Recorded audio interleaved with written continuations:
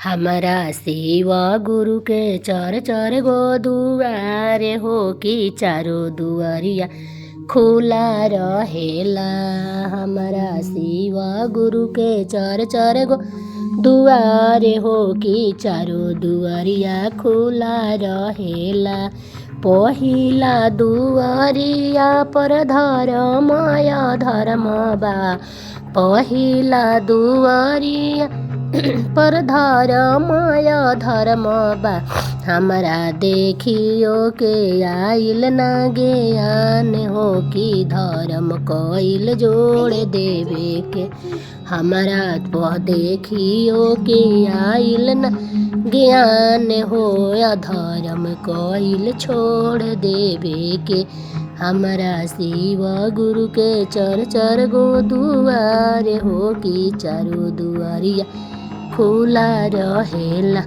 दूसरा दुआरिया पर पाप पुण्य बहत बा, दूसरा दुआरिया पर पाप पुण्य बहत बा। हमारा देखियो के आइल ना ज्ञान हो कि पाप कइल छोड़ देवे के।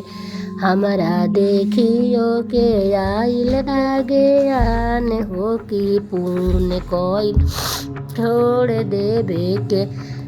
तीसरा दुआरिया पर तीसरा दुआरिया पर गंगा गढ़ी बहत बा, तीसरा दुआरिया पर गंगा गढ़ी बहत बा।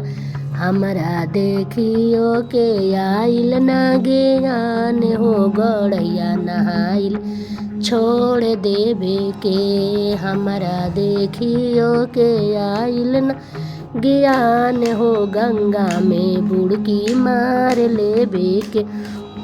चौथा दुआरिया पर झूठ सच बहत बा, चौथा दुआरिया पर झूठ सच बहत बा। हमारा देखियो के आइल ना ज्ञान हो कि झूठ बोलल छोड़ देवे के। हमारा देखियो के आइल ना ज्ञान हो कि साच बोलल जोड़ देवे के। हमारा शिव गुरु के चार चार गो दुआरे हो कि चारो दुआरिया खुला रहेला। पहिला में दया मंगनी, दूसरा में चारा चा, तीसरे में नमो शिवाय पढ़ना मामा हो शिष्या बन जइहे बिगड़ल कामा। हर हर महादेव, घर घर महादेव।